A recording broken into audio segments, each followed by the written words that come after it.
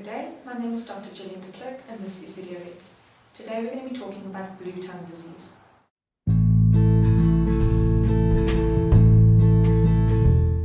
Bluetongue disease is a viral disease that affects both wild and domestic ruminants, most commonly affecting sheep.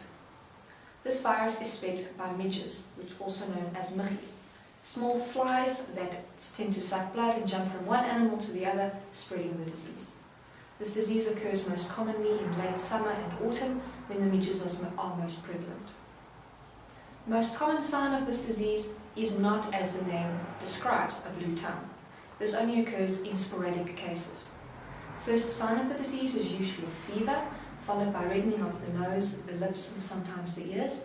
These parts then swell, starting the nose, the lips, sometimes the tongue, around the eyes and the ears. Eventually the whole head starts to swell, sometimes even the neck. With all this swelling, the animal tends to get fluid buildup in the lungs and they can't breathe.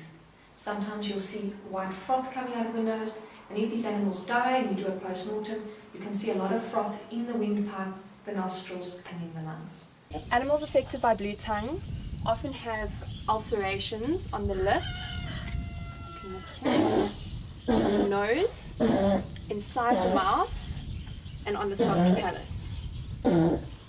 Other places that you'll also see lesions with blue tongue is at this area between the coronary band and the skin. In very severe cases, the hooves may even swell off. The cause of death in these animals, aside from being unable to breathe and fluid in the lungs, is often multi-organ failure. The virus affects the blood vessels, which leads to bleeding and excessive swelling. How do we treat this disease? Bluetongue virus is a viral disease, so we can't treat the disease itself, we treat the symptoms instead. So when you see ulcers in the mouth, we wash the ulcers out with salt water to prevent secondary infection. We give them painkillers under the supervision of a veterinarian to make them more comfortable. Providing them with easy access to clean food and clean water and food, especially soft food to keep them eating, is a good idea. If they go down, they don't want to walk, give them soft bedding. With this disease, sunlight makes it worse. So the moment you see the first signs of this disease, put the animal indoors, keep them comfortable. How do we prevent the disease? You can try and keep the animals separate from the midges by using insecticides, keeping the animals away from low-lying wet areas like flays, keeping the animals indoors as the sun starts to go down and after the sun has come up. The best means of prevention is through vaccination. In South Africa we have 21 serotypes of this virus, which means they are brothers and sisters of the virus. They're all doing exactly the same thing, but each one's a little bit different. Meaning you cannot use one serotype to vaccinate and protect against the rest. So in South Africa we use what we call pentavalent vaccines.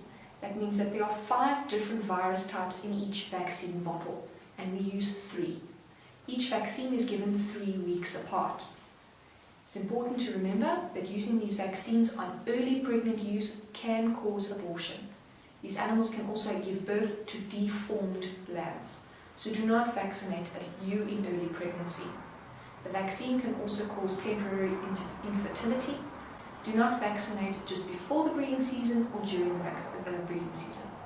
Ideally, you want to vaccinate rams after the breeding season is over and you use 3 months before the breeding season begins. Any lambs over the age of 6 months should be vaccinated. Vaccination should be repeated every year.